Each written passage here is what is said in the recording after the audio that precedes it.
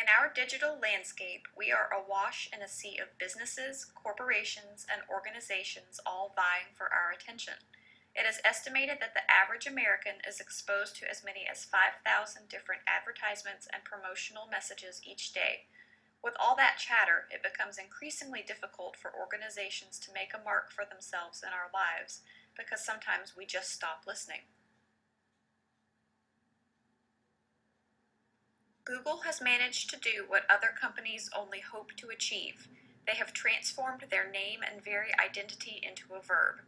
In fact, to Google is now officially an entry in the Merriam-Webster dictionary.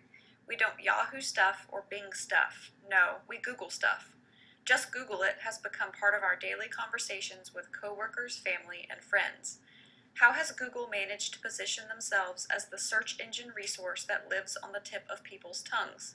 What branding tactics has this organization utilized to cut through the clutter that is so prevalent in our digital lives? First, a brief history. Google's humble start began as a research project for two Stanford University PhD students. Their hopes of building a universally accessible digital library set the foundations for what would eventually be dubbed Google. Fast forward a bit, and Google began to position itself as a simple and efficient search engine, reliably responding to its users' search queries. Thus, the legacy of Google was born. In 2004, Google's initial public offering took place for stockholders. Subsequently, the company has seen rapid growth, including the acquisition of other companies such as YouTube. Today, Google continues to expand its reach into additional ventures such as software, think Google Docs and the Android operating system, among others.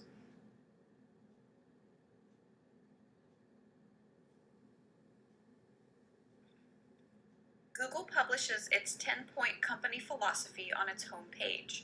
In this exploration, we will take a look at how a company as complex and omnipresent as Google has managed to captivate their consumer base with a simple list of philosophical principles that serve as the outline to one of the most successful companies in history.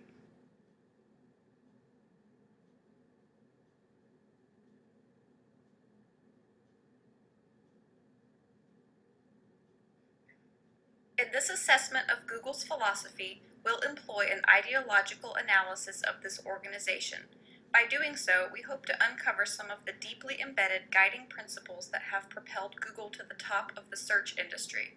We will learn how the bonding of company ideology with Google's outbound message to its consumer base has helped bolster its image and gained a loyal fan base.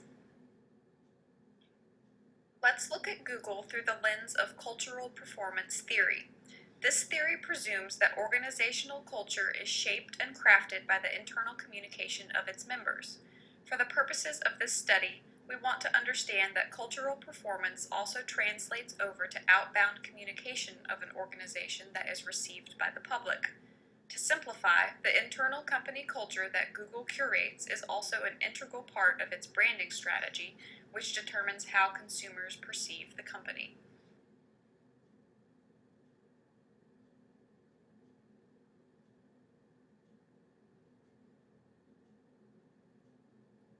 So, just how did Google outperform its competitors and work its way into part of our vernacular? Deconstructing Google's branding methods is important because they help tell us what it takes to achieve almost universal branding recognition. Google's strategy helps tell us what resonates with consumers and shows that organizational ethical standards still matter and have an impact on public perception. To summarize, we'll explore the ideologies embedded in Google's company philosophy and how these manifest in the organization's performance or interaction with the public through its services and products.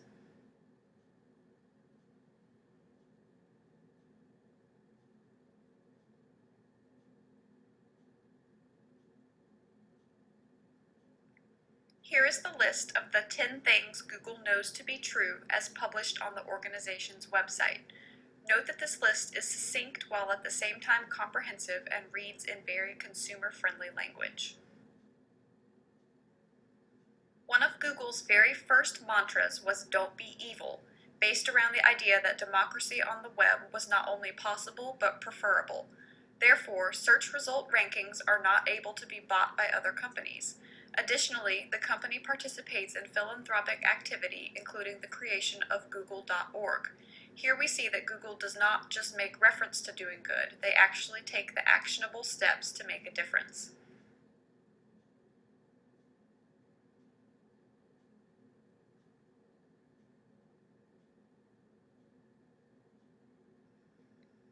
A major component of Google's company philosophy focuses on the organization's goal of providing universally accessible information in a user-friendly format. Number one in their list of company ideals is to focus on the user and all else will follow. This means maintaining and creating products that result in a positive customer experience time and time again. Google dedicates entire teams to constantly work to improve the search experience. Google consistently scores high on brand favorability rankings. Although the company is susceptible to public scrutiny regarding issues of privacy and data mining, as far as its products go, Google typically ranks in the top 10 brands.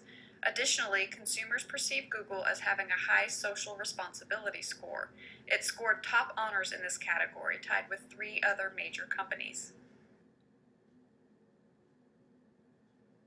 Google doesn't advertise. Think about it. You don't see commercials for Google or print ads for Google.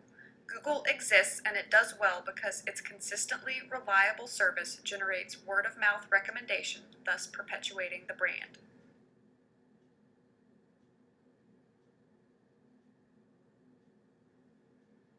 There is a connotation behind the term Google that oozes functionality and ease of use. Visitors to Google have a successful encounter and become clients of Google's service.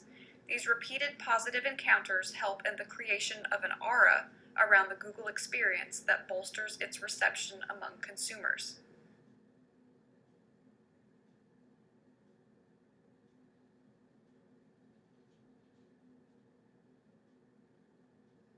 Consumers turn to Google because they know they can count on reliable information retrieval in a timely manner. These principles should be embraced by all businesses as a core part of their organizational practice. Reliability and efficiency are 2 of the most fundamental components for earning and maintaining customer loyalty. Google maintains that they do not accept payment from companies who wish to pay to heighten the prevalence of their company in a given Google search. Advertising is clearly labeled as such and relevant to the search query. For those examples, we see that deciding on ethical standards and sticking by them encourages the fostering of trust among consumers, ultimately leading to recommendations and the perpetuation of the brand. Google exemplifies a company that mastered its original mission of efficient search and continues to advance in other arenas as well. The takeaway here from a branding standpoint is the importance of honing in on an objective and ensuring that the user experience is nothing short of flawless.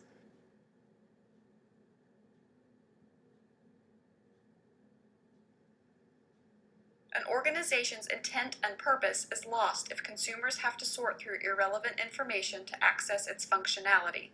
In the case of Google, the company has maintained a clean and simple homepage since its conception.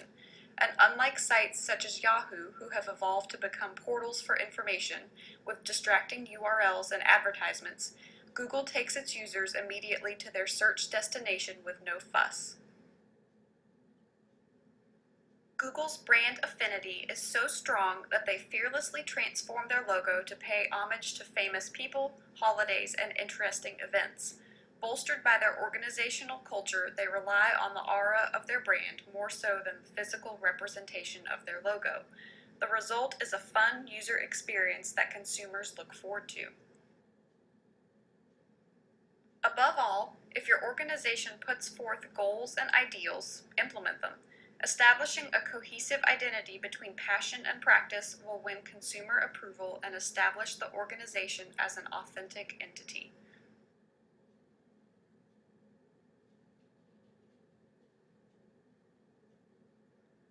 Thank you for watching this presentation on Google, how one company transformed its name into a verb.